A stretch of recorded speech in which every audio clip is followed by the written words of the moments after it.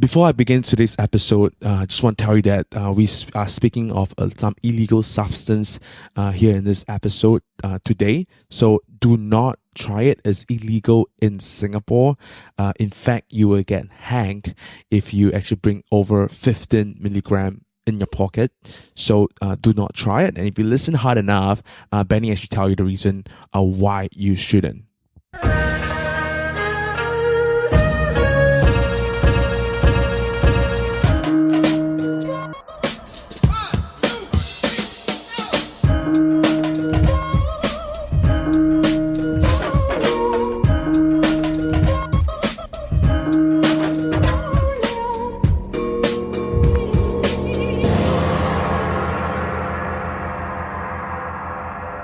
Hey, beautiful, beautiful, beautiful people. Welcome to episode 21 of Misfits. This is where I speak to the rebels, the outliers, and the unconventionals in Singapore.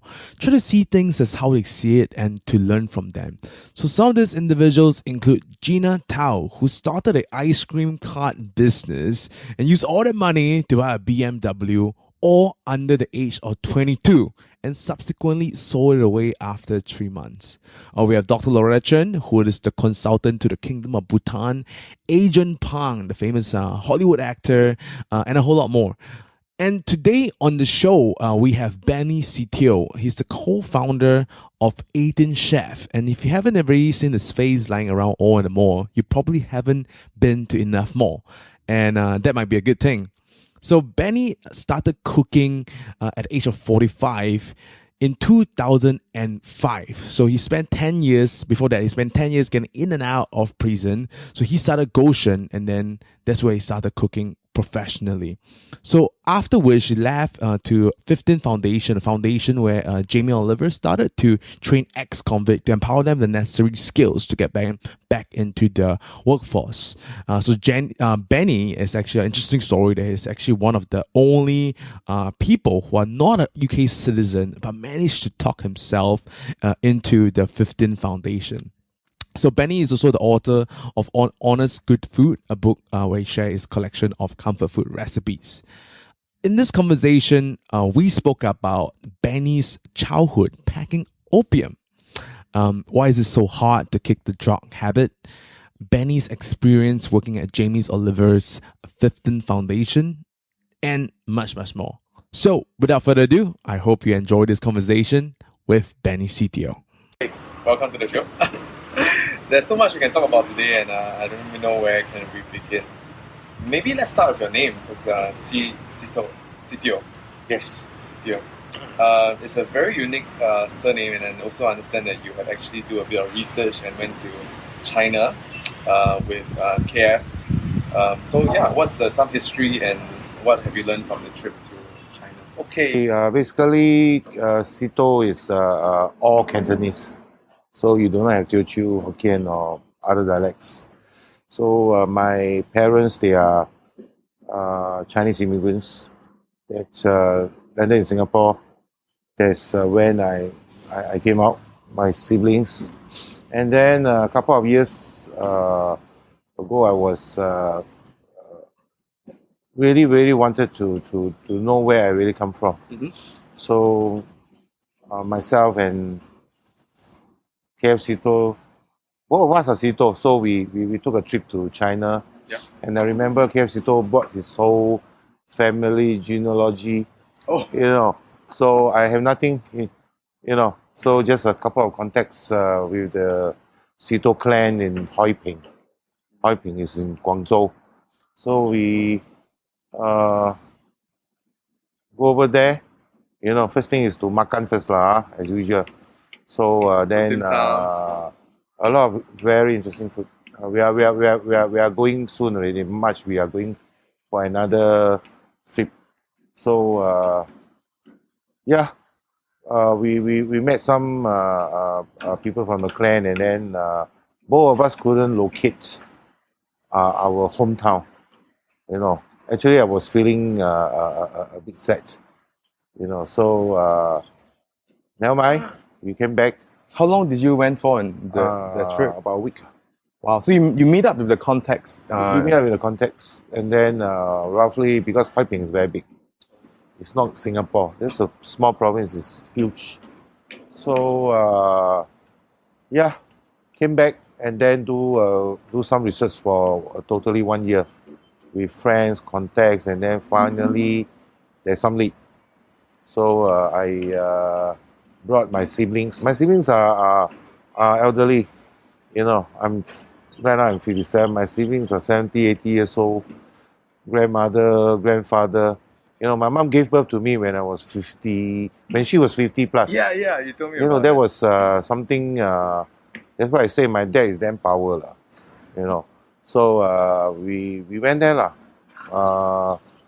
Some leads, and then finally we found the place where my dad was born, and went to my mom's home where she was brought up when she was a little girl. And then something I found about my dad's, which was quite interesting. Tell me. My dad is a compulsive gambler. You know, even in Singapore, I know he really gambles.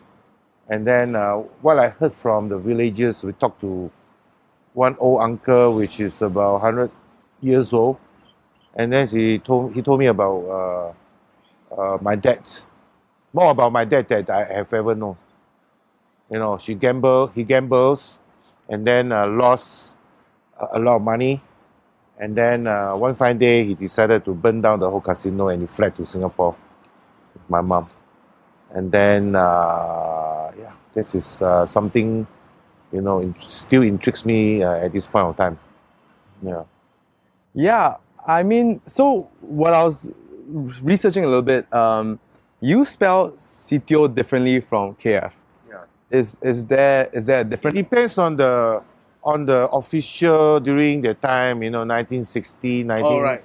You know, The passport. it sounds like some of my relatives, their Sito is spelled as SIHU, Sihu. You know. Yeah. Then some are SZETO. You know, so there's a wide range of spellings, but basically, And in yeah, Chinese, it's all Situ. written Situ. Situ. Situ, yes. Okay. Wow, that's fascinating, man. And also you told me, just casually mentioned that you work in an opium den with your family back in the days in Chinatown. Yeah, my dad was a dealer. You know, at that time when I was born, we already moved to a HDB flat, which is in 1960 is quite happening to own a HDB flat. Rent a HDB flat, lah. Usually people are staying in kampongs. Yeah. So remember when I was very young, my dad would be cooking opium at home. You know, with copper pans, copper utensils. It's just like the French chef now. You know, everything is copper. So yeah. So when I was in about primary 5, you know, my dad has had some cataract in the eye, so he can't see much. He can't really have a good eyesight. So I helped my dad, lah. You know, when I was primary 5. And when did this whole thing first started? You know, what was your first recollection of sort of working with Dad? I mean, was the first thing when he came to Singapore, this was the first business and he has always been in it? Or that's Yeah, when I was born, it's like that. So I can't recall what my father do otherwise. You know, so cooking is something very normal. Cooking opium is very normal. The smells of it is like very normal. You know, it's not abnormal at all. Yeah. So yeah, I help him, you know, doing packaging. So I remember last time you have the 3-5 State Express cigarette box in metal, which is flats. You know, I used to pack for my dad. You know, opium. Opium is it's like some kind of like slimy stuff. So you take a lot of skills to actually put it on a piece of wax paper. When you just put, the whole thing will drop. Oh. So by primary 5, I'm an expert already. Wow. So I just pack and just measure, you know, on the weighing scale, and then just pack. So with 50 packs of opium, and then put inside a metal box, my dad will give me $5. $5 is huge, you know.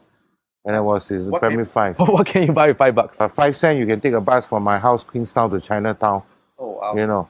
So my dad give me $5, and then I just give it to the old man to push up. Oh, wait. So what? Equivalent to now, Yeah. I'll be hanged many times over. You know, So you just you were the one packing and then delivering to old man. yes. Wow. You went to the old man, the one that going to supply to the addicts in the evening in Chinatown. Wow. So when I was very young, I already see slabs of opium in my house. Slabs and slabs. You know. So I remember my dad was always telling me that one slab is 4.4 pounds. At that time, we still haven't got metric. Oh, okay, still. So what I'm trying to say is that this opium originated from a country that is going metric system. You think so? 2.2 is 1 kilo. What? That's true. You know, 4.4 is 2 kilo. What? So yeah, that's what I recall during my younger days. And what was the relationship with, you know, dad, you and opium? Did he was the whole? I mean, it is is illegal. Still To there. me, it's normal. But that. But at that time, the CMB don't go and disturb old uncle smoking opium in the Chinatown. I still remember my dad would told me that when the narcotic comes, he would tell my dad, Uncle, ban sio, hey, don't go and sell to the young people. Don't go and sell to the young boys.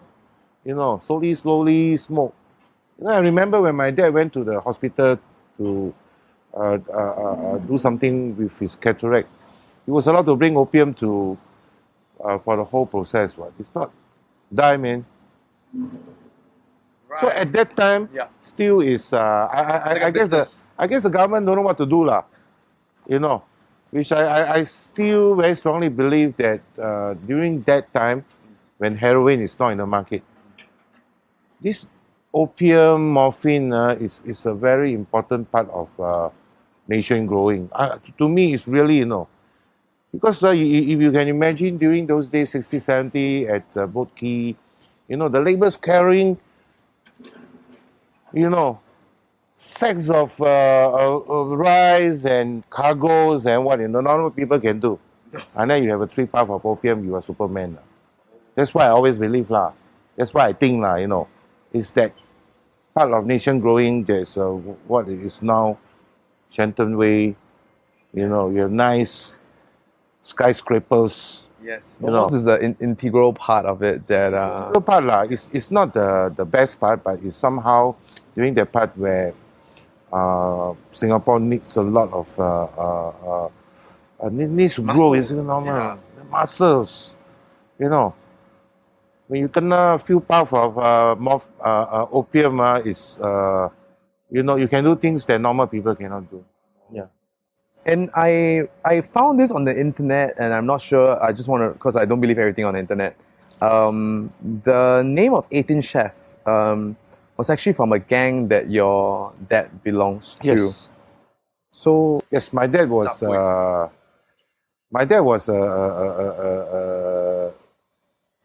a gang in Chinatown, very notorious gang.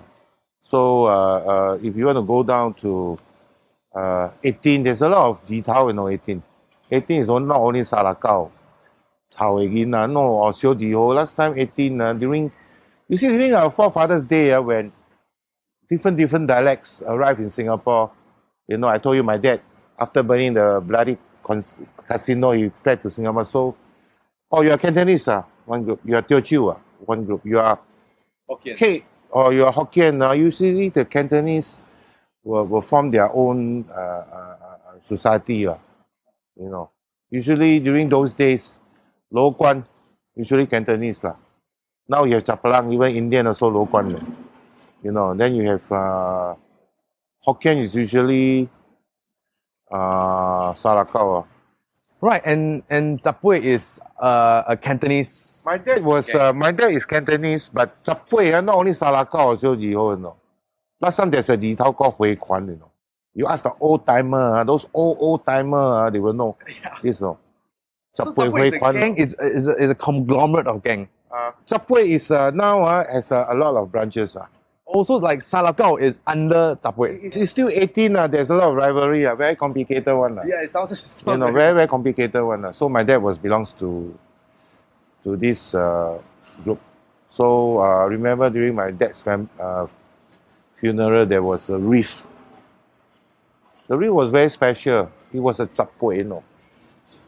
So I asked my mom, and he told me about this Tapway lah. So somehow, eventually, later part of my life, I went into prison. I mixed around with a lot of gangs. You know, during that time, during my time when I was in prison, you need to identify yourself, which gang you belong when you're in prison. You know, which gang you belongs. Why is that? So what if you don't have a gang? You don't have gang, you got no place to actually. If you stay in a dormitory, you got no place to lay during that time lah. Okay. You know, and then you have no place during lunchtime. You know, you maybe squat in one corner lah. You know, so somehow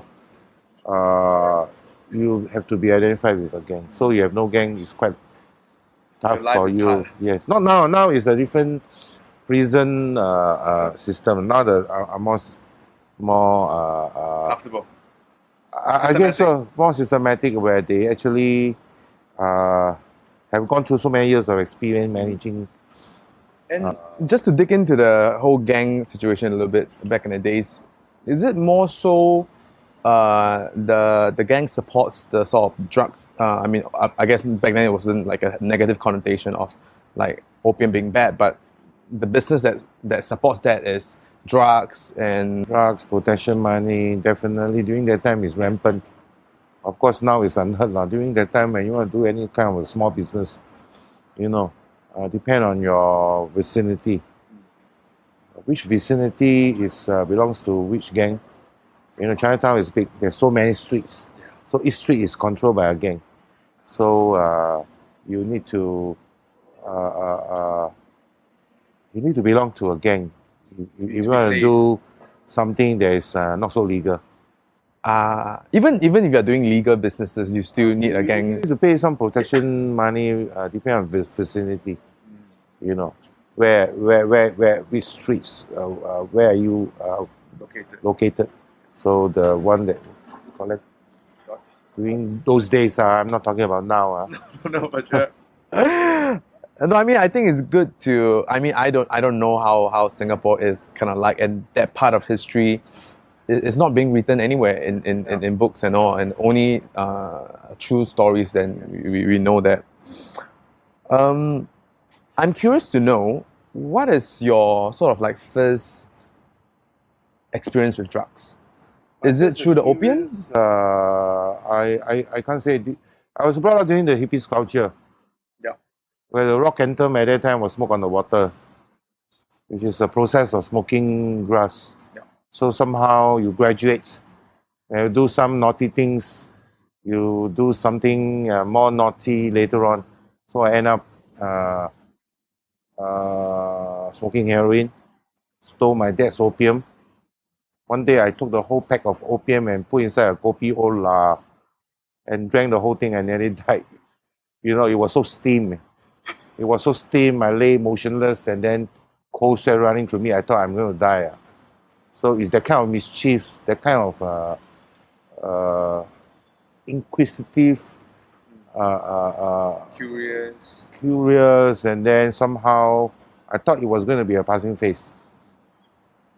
You know, any young man on the street, they have bad habits, right? As they grow older, they kick it off and then start life lah. So once I kena heroin only, that's it lah. There's no return, and somehow I got deeper and deeper into it. That caused me to go inside prison, DRC 4-5 times lah. And did your dad sort of warn you about, you know, this whole like don't do it? My dad warned all my siblings because he thought I'm the youngest. I will not get affected. He warns all my siblings except me. That is what he told me during his dying days. You know. He warned all my siblings. My siblings are all paikia or what. I said, never go and take us, never put tattoo. I will disown you. Don't ever, even during your last breath, where you want to die, and then someone told you, you take this packet of opium, and then you take it, you will recover. Rather go and die. Don't go and take opium. That's advice to my sibling. How serious that advice? Go and die rather than go and take a packet of opium. And did he explain why? Because he has gone through. To him, old time addict, old timer, it's not possible to give up opium. No matter how you want to, it's never possible unless you change the whole blood system. That's my dad's explanation of drug recovery. That means you pump in new blood and then you change the whole the system. You might. Okay. That's what my dad's thought of recovering from drug addiction. Which I proved him wrong lah. No, you did. Yes, I did. And your sibling all didn't do it. Didn't. Nobody have that. Miss you, it just didn't tell it to you. Yes. Oh, Because at that time, although I do this packing of opium is just a normal thing. I go to school, I got good grades, pass with flying colors, and then, and somehow that he never think that he need to remind me. And in the first prison experience in '83,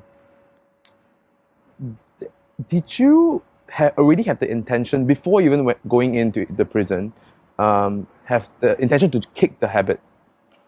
You ask every drug addict, they have intention to quit the habit. You ask every drug addict, do you want to be a drug addict? He will say no. And then why do you want to go back? There's a question mark there. Nobody can answer. Inside the prison, you can swear, I will never go back to drugs again, because this is a very tough life in the prison. Once you step out, it's a different story. Right, but even before you went in '83, did you already say, I don't want? Or only after then, when you got out? When you're high, you say you'll never go back to drugs. When the withdrawal symptoms sets in, then you hunt for it. And you were almost in and out of prison for 4 times in a time span of 10 years. And maybe 5 times to be exact. what, lifetime? 5 times. 5 times. If you can just take a step at answering this question, which is, why is it so hard to kick the habit? Okay. If you ask a drug addict, how can you explain when you're high on heroin? So you ask. I try to ask a lot of friends. They couldn't answer. So some years back, I wrote a book, and I explained. I wrote it down how it feels when you're high on drugs. It's 100 times better than sex. It's 100 times better than sex, and this is who can just want to who will not succumb to that kind of temptations. Which later on I asked my friends. I think this is one of the best description according to my friends, because they can explain, because if you possess 15 grams of heroin, you're going to be hanged. You think drug addicts are stupid, You just put 15 grams of heroin in your pocket, you cross the street and you got caught, and then you will be hanged. People still wonder why. My explanation is because it's 100 times better than sex. And this is specifically heroin. Heroin. It's not about mischief anymore. It's not about mischief. You want to beat the system. It's so shook. You when you are a filmmaker. Your capacity is only up to here. When you kena heroin, you will never imagine your capacity can go up to here, or maybe higher. That's why most artists are heroin addicts, especially musicians. You know, when you can come out with ideas until here only. When you kena the steam, it can go much higher. I mean, so I mean, it's more than just human strength. It's also creativity as well. Creativity definitely is creativity. Most of the drug addicts I know are very creative people. And there are also other drugs in the mix. Why is heroin so much more, I guess, addictive than the others? Most of the drugs I see now, they are addictive mentally, not so physically. Heroin is something is really mentally, physically, 100% irresistible, kind of drugs. How would you? I mean, let's just take another drugs, maybe marijuana, for example, right? How would you describe the difference when the withdrawal kicks in? You will not have the physical withdrawal. You just eat to smoke marijuana just like you eat to smoke a stick of cigarettes. And that's it lah. And Don't have lah. Heroin cannot. The feeling is you vomit, you diarrhea, you have physical pain. Physical pain is tolerable. You have the feeling of millions of ants just crawl in your bones, in your cranium. You cannot scratch. It's that kind of feeling. You just want to bang your head on the wall, and then you got high fever. Then you go and rush to the cold tap and just have a splash. And then it will give you some relief for a couple of seconds, then the heat come again. That kind of a physical withdrawal. And I guess after you go in the prison, you have this whole period of cold turkey, which is what you just said. And then coming out, we have no more cold turkey. Why do people still, go back? Because now it's not physical anymore. It's in the mind. The mind is the most difficult aspect of rehabilitation. You cannot beat your mind, and then you just can't. Literally, when I see heroin, during those early years of rehabilitation, my knees wobble, literally wobble, and then I will just give in.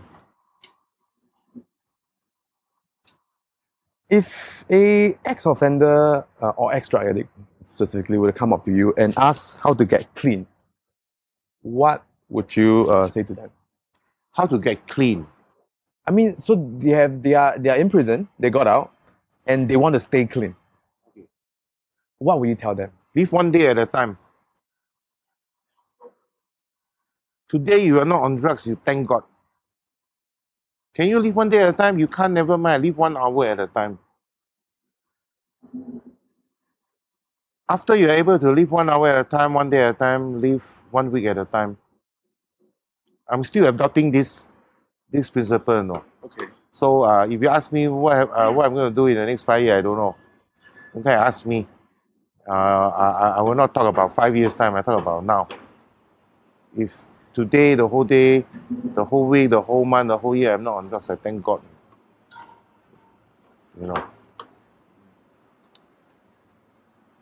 In as much as it's important to, well, say for example, you have that strategy of just leave 1 hour. So they just keep themselves in the room, or there's many ways. So right now I've come to a point that I will not be affected by drugs anymore. I confidently say. How did you get to this point? I because of my faith. I'm a Christian. Yeah. I believe my God has took away that desire anyway already. So I can meet with very difficult situation in life, in business, in whatever problems I'm going through. The last thing I would think is drugs. So Not trying to say that I'm a perfect person. I'm not perfect at all. yeah. You know. So in this area, I know I'm settled already. Okay. So in life, I have to struggle in many areas. And what would you recommend them not to do? Like, what is things that they should avoid at all costs when they first get out? There's nothing to avoid. There's so many theories. Don't go back to your old friends. Don't stick around with your what's. And there's nothing to avoid. Because as long as you are live in Singapore, you will meet your friends. You don't meet him today, you meet him next week. Or maybe you 3 months later, unexpectedly, you meet your friend and then suddenly your whole mind or your whole confidence crumple and then you go back to drugs. As long as you're in Singapore, you're going to meet your friends. But I would say that don't purposely, for nothing to do, you go and visit your old friends and go and have a drink in a coffee shop, have too much of what. You don't purposely go and look for your friends. I'm not trying to say you have to avoid. There's nothing to avoid lah. You know. Even if you go to another country and meet your friends, then how? So there's nothing to avoid. Just do your parts. Always remember you live a day at a time. Would you recommend them to join the church? I can't say because church is one thing that helps me lah. Different people have different faith. I see a lot of Muslims also give up drugs. I see a lot of Buddhists also give up drugs. I see a lot of atheists also give up drugs. You know. So the thing is, I don't want to talk too much about my faith. I think my faith that has helped me and helped a lot of my friends. That I would practically say that I see a lot of my colleagues, you know, they are more terror than me. They already give up drugs already, you know, Muslim, Buddhist, whatever you name it, you know. When you first got out of drugs, I think you briefly mentioned it's because of this huge physical illness that you have that sort of propel you like a... It's part of it lah. Yeah. I don't want to dramatize that one. That also somehow wakes me up while I was in prison. So it can be a very dramatic story to tell on this platform lah. I just doesn't want to continue with that. And then somehow it reminds me of my faith. Somehow then I take life seriously, you know, and then I continue to better myself and then move on in life. How long is the time period where you can say right now that I'm not tempted with drug anymore? I asked a lot of my friends. They still humbly claims that they are recovering addicts. I have to say that I'm a recovering addict, but I have that kind of very strong conviction that my God already took away all this desire already lah. You know, I don't really need to go back to drugs in whatever situation. You know, during my my days of my rehabilitation till today, my mom passed away, which I'm very sad. You know, there's one time when I came out and worked, my payday, I lost all my money, including my boss money. You know, these are the things that a lot of drug addicts will go back to drugs to give themselves excuse to go back to drugs. I've gone through a lot of setbacks in my business. You know, I'm not doing well. I owe a lot of money, and then I nearly I was in the verge of just end my life, but I never think of drugs. I never thought of drugs. There's one incident which I think I want to share is during I think it's 2010. My business was at its lowest level. I owe a lot of money. Yeah, that's. I would say technically I'm bankrupt. Correct. You know, a lot of thoughts came into my mind. How many stores was there already? Three. Okay. You know, a lot of thoughts went into my mind. Hey, alamak. You know, because I've invested my whole life in this business. To fear is not an option. I cannot fear one, no. I fear everything gone, no. you know. So one day I was in a very, my morale was very low, and then suicidal thoughts are always coming to me. And then later on I realized it's very normal. A lot of entrepreneurs have suicidal thoughts. One day I went down to a coffee shop downstairs to have breakfast. And then when I came out, I'm still very sad, very down, low morale. And then I was staying at ninth floor. So I pressed the lift, going back to my ninth floor. Press on the ninth. While I was pressing on the ninth, the lift door closed. I looked down. I saw something very familiar. I picked it up. It was one straw of heroin. No. One straw of heroin, kau no. That one, you kena 3 napas, you fly. No. So the first thought that came in my mind, hey. Then I was at the lowest point of my life already. Just to get a tin foil, you know, just cut off that straw and just take a few puffs. Who knows, man? I'm not on urine test, you know. A lot of things went through my mind. So the lifts go second floor, third floor. I'm still holding it. Somehow the lifts open at ninth floor, the lift door open. Still the heroin is on my hand. So I step out, I throw away that straw of heroin down. My house downstairs was actually a construction site, doing some kind of MRT. Last time I was staying at Telok Blangah. You know, they are doing this MRT thing. That was a turning point of my life. That was a turning point of my life. After that incident, things began to turn better. 2010, that happens in 2011. My business has a big turn, and then somehow it becomes better in 2012, 2022 today. That was one of my biggest. That was one of the biggest turning point. I would have given in and took the 3 path, and that's it, lah. Yeah, thank you for sharing that. Let's go back a little bit from your first store in 2000, Goshen. 2005. 2005. Okay. At Geylang, right? Yeah. Yeah. It didn't work out. Yeah. There's a lot of reasons why it didn't work out.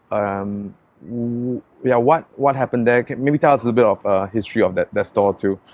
And, That was my first. and you also hired ex-offenders Yeah. for that store, right? Yeah. Prior to 2005, the start of Goshen, I was I have never worked in a restaurant before. Never worked in an F&B environment before. The only time I worked in a F&B environment is when I was in the prison. I was a tea boy. I cooked for the warders, the superintendents. So somehow goes back to many years ago when I was a young kid. I love to cook, you know. And then I can actually, you let me taste something, I can just whip up, you know, I can replicate well. So later years when I go and stay in halfway houses, and I began to develop this cooking kind of thing. So, you know, in halfway houses, which I stay, most Chinese New Year, all the residents cannot go out. They cannot go and join their family for reunion dinners. So I cook them 10-course reunion dinner. lah. You know, when you go to a banquet, you have your cold dish, you have your shark fins, you have whatever. I can replicate very well. So that was the first time I embarked on this food business, Chinese restaurant, 200 seaters. 200 seaters. This is big, right? In-house only, my friend. Outside is a 200-seater alfresco. You know what I did? What? I bought a chef uniform.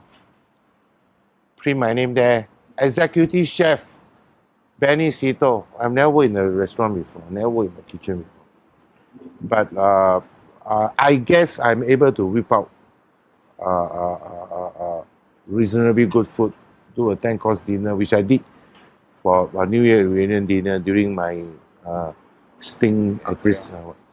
Somehow it doesn't work because of many reasons.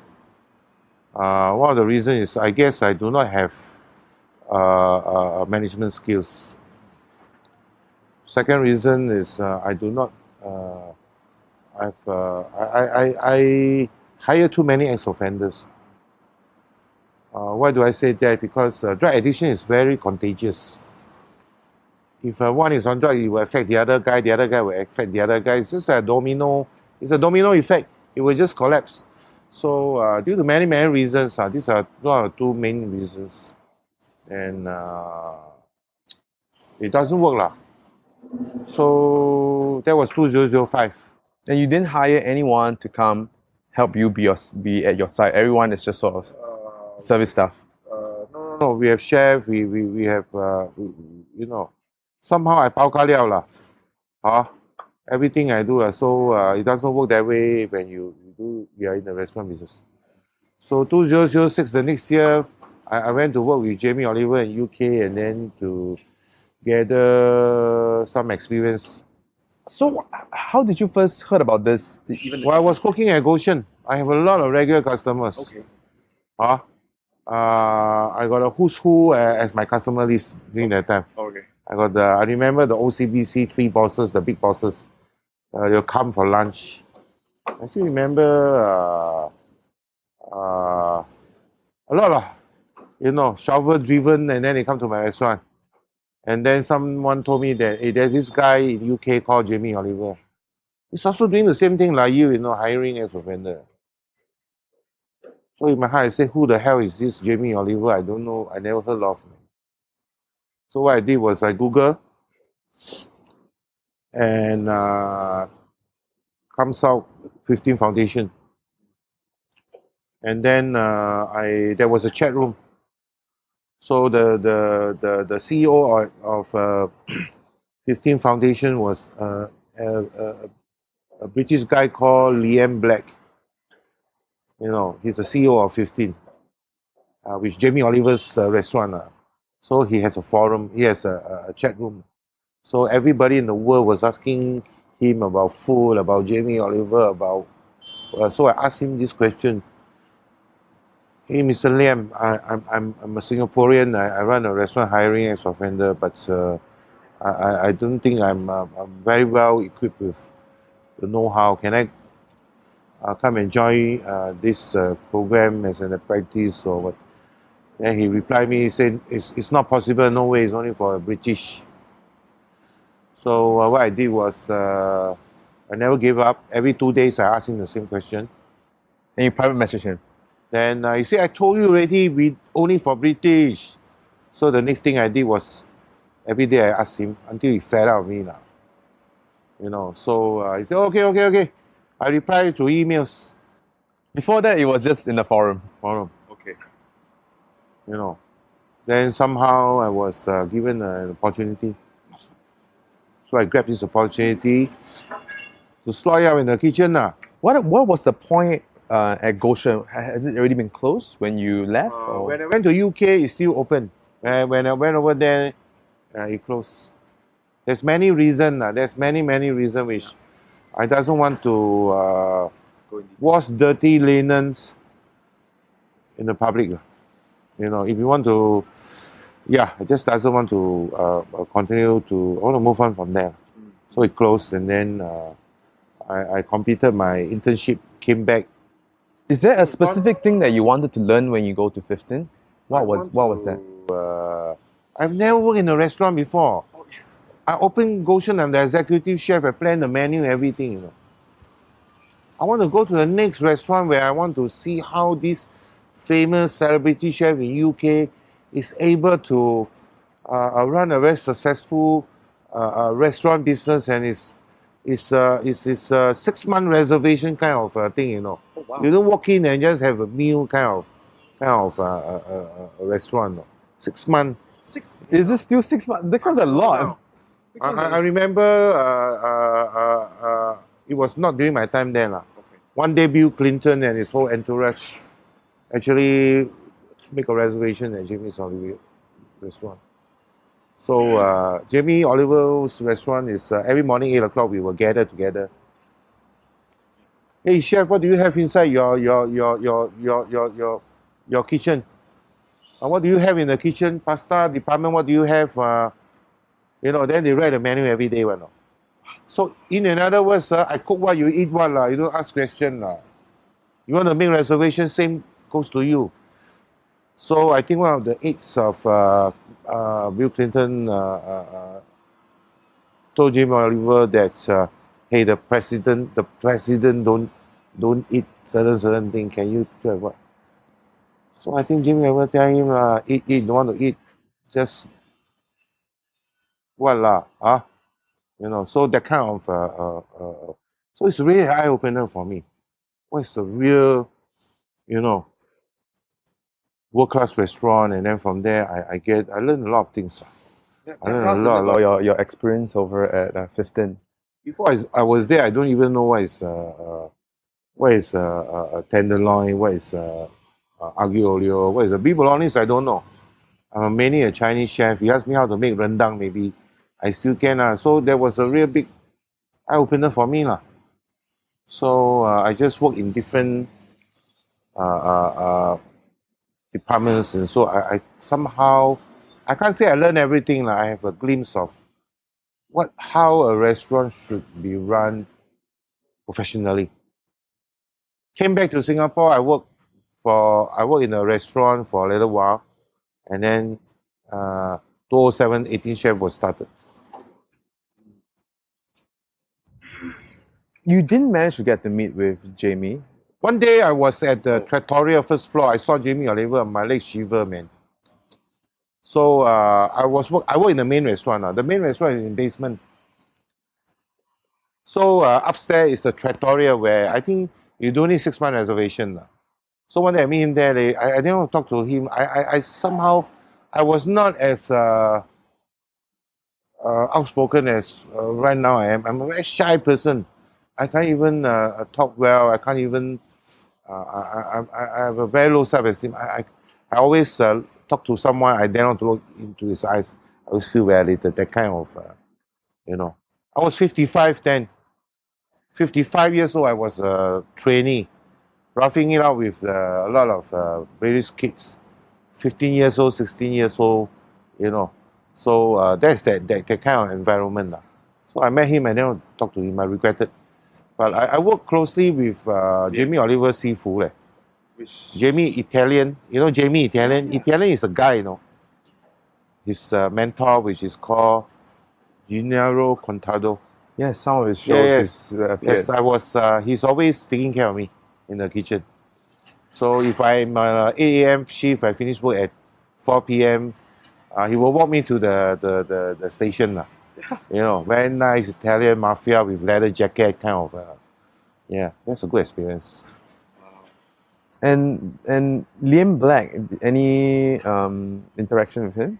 Liam Black. Finally, you are the one who keep pestering me. I went there. He was a really, really nice guy. He's a CEO of 15 Foundation. He answered every email. I wish I could be like him, Sometimes I think I'm so busy already. You still ask me this. Everybody is asking me, to do a film or do a what and do something. But he answered every single request. This man is amazing. admirable. Yes. Even an insignificant Singaporean, ask him, it's possible to do an internship. I already tell you so many times now, you still kind of disturb me, still answer my request, spoke to me through email. Then I booked a flight to UK and stay in a hostel, go and work, When you came back to Singapore and started 18 Chef, because you mentioned there's a mentorship program over at 15, which is the 2-to-1, two chefs to one ex-offender. Did you adopt that? Yes, I adopted initially. Right. I have a crew about 12 or 15. I hired one ex-offender only. The rest are probably not ex-offender. So as I grow the company, at a point of time, I have 50% of my staff are ex-offender, which is hard to handle. So right now, when I'm talking to you, I have about at least more than 100 ex-offender working in my organization. I have it's about 20 over percent, which is manageable because we have built a system, and then somehow there's a group of ex-offender now. They're in my management level. We look after the younger ones. So as the younger grows, they look after the younger. So there is a system now in all my outlets, and then they will be systematically assimilate to the system. They will be trained, and then that's where they want to build a career, move on in life, one day at a time, 1 week at a time, 1 year at a time, and move on from there. So tell us a bit about this system, because I read that the first thing HR policy does is that they plan the career path of every individual. The first day any employees step into my organization, whether they are ex-convict or non-ex-convict, or whether they are full of tattoo or no tattoo, the first day they come into my organization, I already plan a career path for you. Let me just give you an example of one of my friends. He was with me about 6-7 years. Anyway, 18 Chef is 10 years. And coming out as a chef, as a cook, can't even speak English, cannot understand English. So cook lah. And then what he did was every day he will bring back the whole stack of food dockets. Food dockets are slips when an order is fired, and then you got this, and then you got to read. You cannot read how you're going to cook. Right, so he bring the whole stack home and memorize. Memorize until you see only you know what to cook.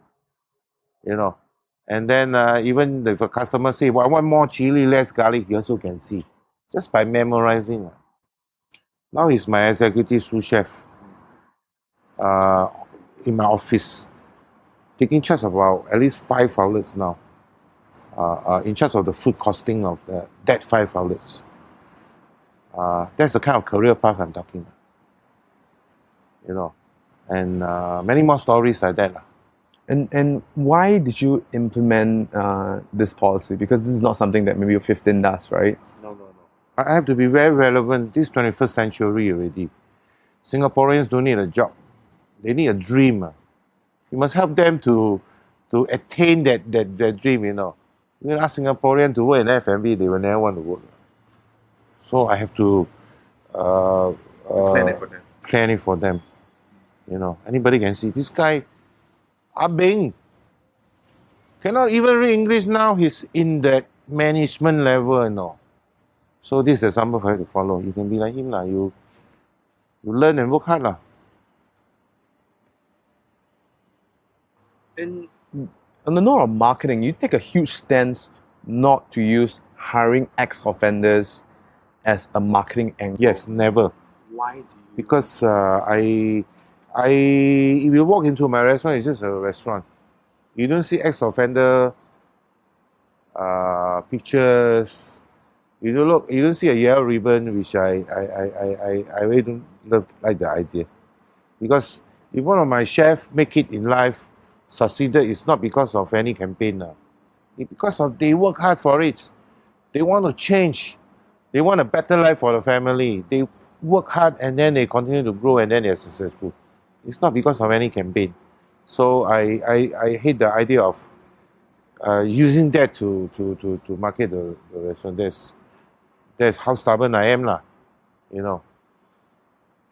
Yeah, no, and I think the whole stigma with yellow ribbon. It's still a stigma. Yeah, it's still a stigma because people still keep using. Yes, because they think, oh, you now you change. Oh, wow, good man for this ribbon.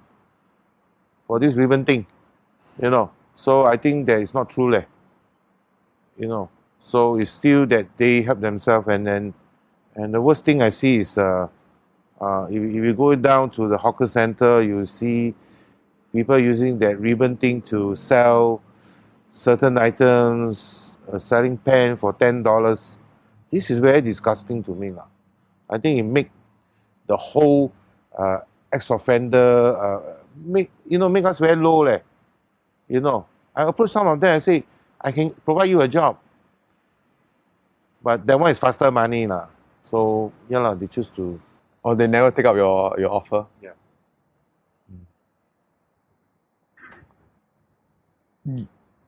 You probably have seen a lot of social enterprise around in Singapore that pop up and and are gone the next moment. Why do they keep failing and failing and failing? And then what did they not get that you see that they didn't see? I guess they are most social entrepreneur or aspiring social entrepreneur are very kind-hearted person. They just want to help. So the question I want to ask, where is the money from? Where the money come from? You know, I guess you must have a business plan. You must have a good business plan. You know, one lesson I've learned is 2010, where I couldn't pay my arrears for my shop at Tiong Bahru Plaza. They sent me a law letter. That wakes me up. This is life, man, brother. You know, you cannot pay, I'm going to sue you, man. You sign a 3+3 for me, you know.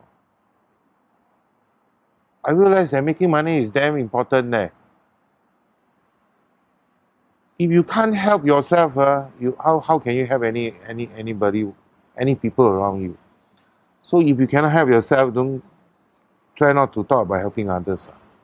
So I wake up from this whole idea. I really wake up. Then I always say that the business aspect is very important. And if you're going to tell me social enterprise is not making money is not important, then might as well change it to a charity better. Ask for donation, you know. Social enterprise, the word enterprise already is telling you that you need to work out, do a good business with that resources. You help a lot of people. That's why I say that, if they do not, maybe their weakness is they are too kind-hearted. And on the note of F&B businesses, you say that if you want to destroy the life of your enemy, just ask them to start an F&B business. Why is that so? There's so much people wanting to start a cafe. Yeah. I when they start, then they know lah. You know, this is my advice to a lot of aspiring restaurant owner. First thing, you must have a lot of money. If you ask me right now, a very direct advice is if you're thinking of doing a $500,000 restaurant business, sell up everything, make sure you have $3 million in your bank. You know, first few months you're going to lose money. Maybe the first year you're going to every month lose money. Maybe 2 years you're going to lose money already. Whether it will take off or not, still don't know yet. You know, so why are so many people so excited about starting F&B business? It's glamorous to be a restaurant owner, lah. You know, nowadays people thought that, hey, I own a cafe. Wow, you know, it's so damn easy, man. Damn stylo, man. My peers will look at me. Wow, you are successful. You run. Everybody wants to be a restaurant owner, but they have to. You know, must have a lot of money, lah. And you mentioned you hire people with top dollars, right? Some of the people in the organization. So, what skills do they have? That would make you hire them with top dollars? They must have IQ, lor. I told you I do not have IQs. They must know how to solve my problem. Even if I'm going to have a holiday in Spain, they must solve my problem. I need to be notified every hour or 2 hours. I need to know what is happening in my restaurant. So these are people. I hire the best people in the markets in my top management team. So that they make sure that uh, they able to run my business successfully. And so let's just say, for example, someone would like to work in top management. What do you think are some of the most important skills one should actually start learning already? Top management, you need to teach me what to do, man. I don't teach you what to do. I'm going to teach the normal people what to do. You need to advise me how I'm going to manage it financially, in certain things that I don't know how to do. HR, I don't know nothing about HR. I need a very professional HR which has worked in top companies to advise me what to do. Got it. All right, so let's dive into a quick round of questions. The answers is quick. Question is quick, but you need to answer Okay. quick. So, other than your books, are there any other books or books that you would like to recommend? I don't read a lot, I must confess, so I don't recommend any books. Any favorite documentary or Documentaries, I'm always addicted to the GeoNet channel, and then recently I saw a very interesting documentary about cordyceps. Dong Chong Chao. Is it Dong Chong Chao? Yeah. And I see how the Tibetans, the Nepalese actually, they went to the highest, coldest part of the mountain, and then they are going to hunt for cordyceps. It's a life and death for them, And then after that they transport it in Hong Kong. Those medicinal herbs is very big in Hong Kong. They are selling for millions of dollars, which really intrigues me till today. And then I this kind of documentary really relaxed me after a hard day's work. what have you purchased under $100 that have most impacted your life? $100 most impacted my life. Below 100. Below $100. around. Around $100. I would say I can't really think of what I bought under $100. Oh yeah. I recently I got some porcelain from I think there's a 50 plates, very nice plates, which was used for SIA first class. I don't know whether is it good to say SIA, because they're going to clear most of their porcelain. Very nice. One whole box, less than $100. So I go and buy lah. I still haven't used So I love to invite friends to my house to eat with a nice crockery. I think that's something a chefs is interested to do lah. If your chef friends from the UK were to come down to Singapore, what are 3 places that you will bring them to? Yeah, I remember. Yeah, some years ago, my chef boss in 15 came, and then first thing he asked me, "Hey, I want to get some Oriental knives." Chef loves knives. I don't know. So brought him to The Chinatown. Temple Street lah. Seng Huat, is it? I don't want to. Okay. Well lah. So he was so excited about, those knives, and then this is to bring them to Chinatown for food lah. Although Chinatown has lost its charm lah, sad to say, And then they still, I'm still proud of bringing them to our hawker centers. If what food will you, or what store and food do you will you bring them to? I mean, if you have the time. Yeah, I have the time. I bring him to one of Zi Cha store. Which one? I would recommend KEK. It's a good friend and then good foods at Jalan Bukit Merah Lane. KEK. KEK. K and then E E and then then K. K. Okay. Seafood. You know, And what dish? crabs, chili crabs, affordable rather than you go to the East Coast part where they will slaughter you like mats. And this one is more. I like to. There's a lot of good local zi cha dishes with at affordable price. So chili crab. If you were to go there, Crab and salted egg yolk crab and fish dishes and prawns. Okay, KEK. Yeah. I'll bring you to KK. all right. Is there anywhere else? Where else? There's okay. I will bring him to look for this in Chinatown. Probably eat the braised duck at my friend's store, Melvin Chew's Jingji, selling law one. Jingji selling where in Chinatown? Chinatown Hawker Center. Is it in the complex? The Yeah, level complex. Or I bring him down to the Jalan Besar, eat wanton mee. You know, Ah, and okay, this okay, yeah, Linda, my good friend also, and then probably bring them to Tekka Market go and eat hae mee. The normal $3-4 hae mee, normal one lah. two? Or maybe bring them to my hawker friend Douglas Ng. You know the fishball story. No. He's the one young, 26-year-old, good-looking hawkerpreneur.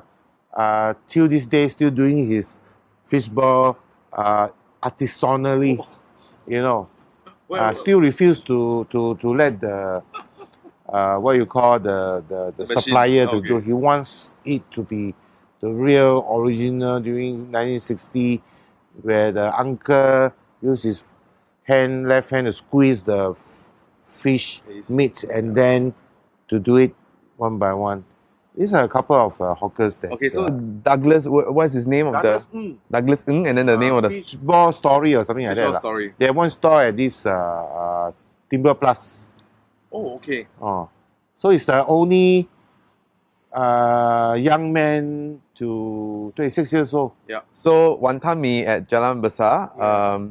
Law I at this hawker center, Chinatown. Chinatown, and hae mee in Tekka. Tekka. I'm talking about $3-4. I'm not talking No, about no, those. yeah. Those affordable lah. You know, Yes. good food must be affordable. If good food is expensive, then I will think twice. Okay.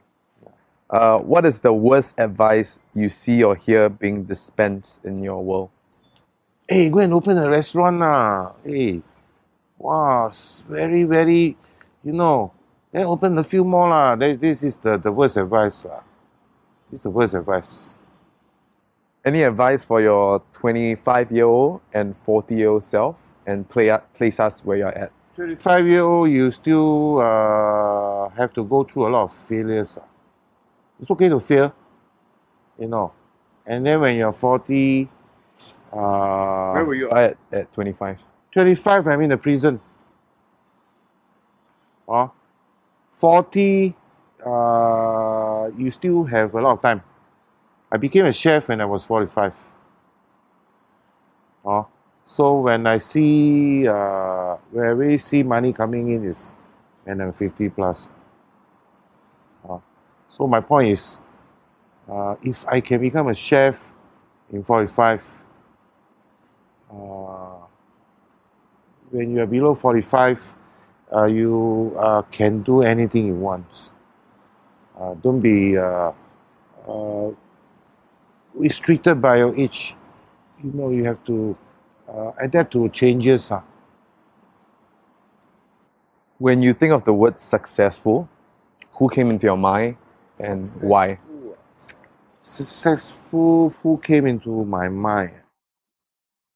I find that I can't think of anyone that is successful. Depends on how you measure success.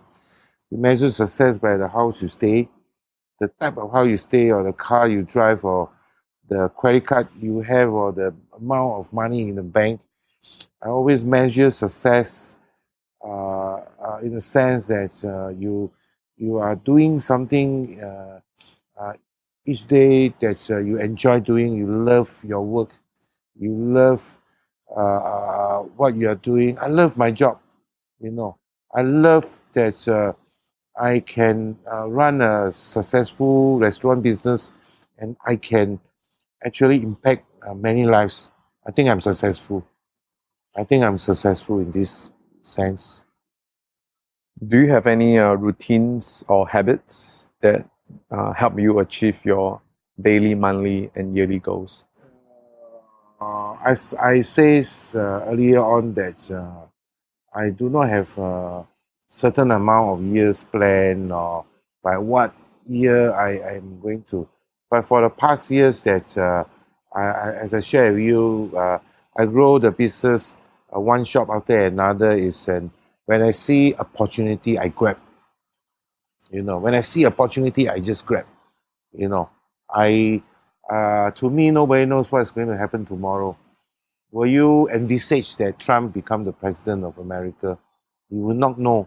So I would not. I still adopt that one day at a time, one year at a time kind of philosophy in life. Yeah. So I would not say that no matter how what kind of discipline. I remember during those days when each month I only do 20,000 sales. So if today my sales for the restaurant is only $300, I have to be very thankful. You know. Then as it grows, my sales today is $1,000. I'm thankful. So it drops to $200. I have to be thankful. But I think you are thankful with the small little things. Then I think that is the most important thing. Somehow, as my business grow, I'm really thankful. You know, and I will, that's the only way I can answer that question. What are some of the most common misconceptions about you or your work? I always look fierce on the camera or photos. I think rest assured I'm not a very fierce person. I'm a very friendly. If you talk to me, I can have a lot of things to relate to you. Yes, I probably you might think that the chefs will love to eat at expensive restaurant. I must I really want to tell you that I love to eat char kway teow, or your mee kuah, or your chicken rice. So I don't. I love to eat at hawker centers. Hawker center is something very close to my heart. I don't go to atas restaurant to eat, unless I want to learn something from that restaurant. You know, unless I want to replicate something for my own restaurant. Are there any asks or requests for the audience who are listening? I want them to think about a question, read a book, or go to a restaurant. Is there anything? I can't think of. I have nothing. Where can people find you or your projects on the internet? I would just say come to my Facebook page. I may not be able to accept requests that I don't really know, and probably if your Facebook request you do not have a profile picture on on your page, I will not accept. Definitely, I want to know the person, my Facebook friends. I want to know who he is or who she is. And 15 Chef, just go on the website. 18 Chef. 18 Chef. Sorry. Yeah, you can do that. Yo, people, it is over. So as usual, all short notes, links, books can be found on the website brianvictor.com, Brian for Y. And if you have any misfits you'd like to hear from, feel free to drop me an email. Just tell me why you like to hear from them and what do you want to learn from them, what kind of questions you want to ask. Thank you again so much for giving me your time and listening to this episode. I hope you enjoy it. For people anywhere in the world, I hope you have a fantastic week ahead.